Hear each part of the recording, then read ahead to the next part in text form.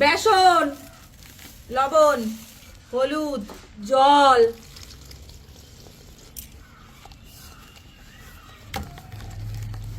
তেল।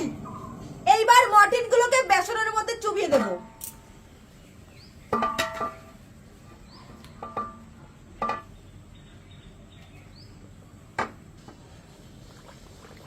টেস্টি হবে।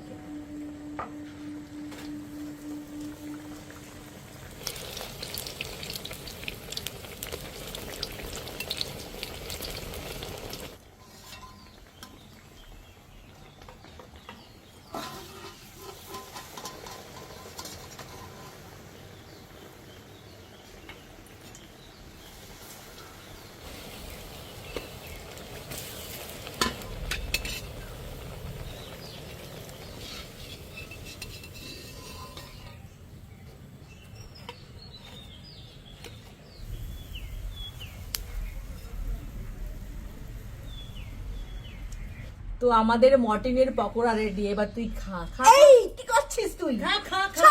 কি করছিস? এগুলো কেউ খায় নাকি? আর বন্ধুরা, তোমরাও কিন্তু এগুলো বাড়িতে ট্রাই করো না। আমরা কিন্তু জাস্ট এন্টারটেইনমেন্ট করার জন্য করলাম। কেমন লাগলো রেসিপিটা? ভালো লেগে থাকলে কিন্তু লাস্টে একটা লাইক, কমেন্ট আর শেয়ার করতে কিন্তু ভুলো না।